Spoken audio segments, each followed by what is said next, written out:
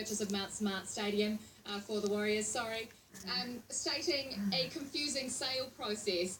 Now, Davies didn't want to appear on camera today, but he did put out a lengthy statement. Now, the Warriors' current owner, Eric Watson's been in contact with him, and he's not happy about the current offer on the table. If we're talking figures, it's understood that Davies has offered around $15 million, $5 million shy of what Watson actually wants for the club. And clearly frustrated, Davies put out this statement saying, "To say I'm not disappointed is an understatement, considering my understanding of where we were at with negotiations. And I genuinely believe in the difference I could have made to the club." Now, it's important to note that just 2 weeks ago, Davies was given every indication that his offer would be accepted, subject to a wee bit of due diligence from Davies himself.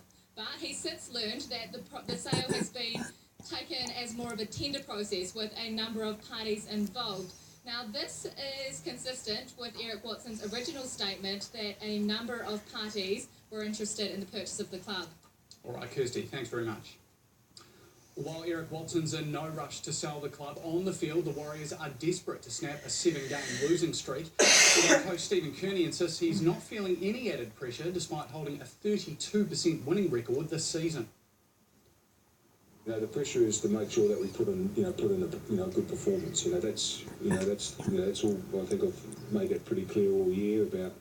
In terms of what we focus on during the week. It's about preparing well to play well, and that doesn't change.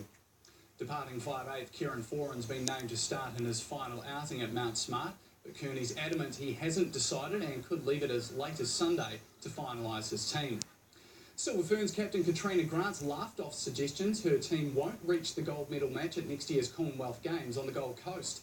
Long-serving Aussie netball administrator Lindy Murphy reckons the Ferns won't even beat England in pool play next April. It's a prediction that's motivating Grant's team ahead of the Quad Series starting in Brisbane this weekend. Pretty typical coming from the other side of Tasman, isn't it? It's there's always banter. They always seem to just try and knock us down, but we get back up. We believe in ourselves. So does everyone else here. I can't wait to play England and see what happens. After facing South Africa in Brisbane, the Ferns have home advantage for their matches against England and Australia next week. The All Whites will be without captain Winston Reid for next week's World Cup qualifiers against the Solomon Islands. Reid suffered an ankle injury as he warmed up for West Ham's Premier League visit to Southampton, and he'll miss this weekend's trip to Newcastle and the international window. Reid's yet to play a single game on the All Whites' road to Russia 2018. Chris Wood will captain the side in Reid's absence. There are fears in the US that an American football star's refusal to stand for the national anthem is costing him his career. Colin Kaepernick led the San Francisco 49ers to the Super Bowl in 2013, but now he can't get a contract with anyone. As Mark Strassman of CBS reports, many believe Kaepernick's being rejected because of his protests. Kaepernick to grow.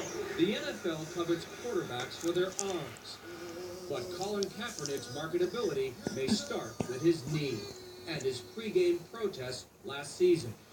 All 32 NFL teams have at least 2 quarterbacks, and despite leading a team to the Super Bowl, Kaepernick remains unemployed. Already this preseason, protests have continued on NFL sidelines, and for the first time, some white players are standing and kneeling alongside their teammates. 70% of NFL players are African American. Many see a racial injustice with Kaepernick.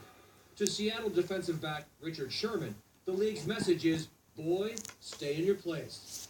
The Eagles' Malcolm Jenkins called teams cowards. Dr. Harry Edwards, a Kaepernick advisor, agrees. You have people who came back after being associated with drugs, rape charges, and so forth, but a man who violated no league rule, who committed no crime, cannot play in the league. That's not Kaepernick's problem. That's the league's problem. NFL Commissioner Roger Goodell denies the quarterback is being blackballed. Those are football decisions that each team has to make, and what they do for the right ways to make their football teams better. Kaepernick's protest clearly offended many in the NFL. If signed, Kaepernick says he will stand for the national anthem this season. MMA star Conor McGregor's arrived in Las Vegas for his crossover fight with Floyd Mayweather, and he's already been involved in a heated confrontation. It wasn't with Mayweather though. Former sparring partner Paulie Malignaggi approached McGregor's manager ready to pick a fight after footage of the pair training was made public. The Irish fighter then got in his face and told him to get over it, among a few other things, before police intervened. Sunday's fight will be McGregor's professional boxing debut, while Mayweather's unbeaten in 49 fights. Finally tonight, it's not often you'll find an international test referee on the whistle at a schoolboy rugby match, but that's exactly what happened in Auckland today. Nigel Owens will control Saturday's second Bledisloe test in Dunedin. The Welshman hasn't reffed since June, so took charge of St Peter's College game against a visiting Japanese side to get some extra miles in his 46-year-old legs. Thankfully, the red card stayed in the pockets.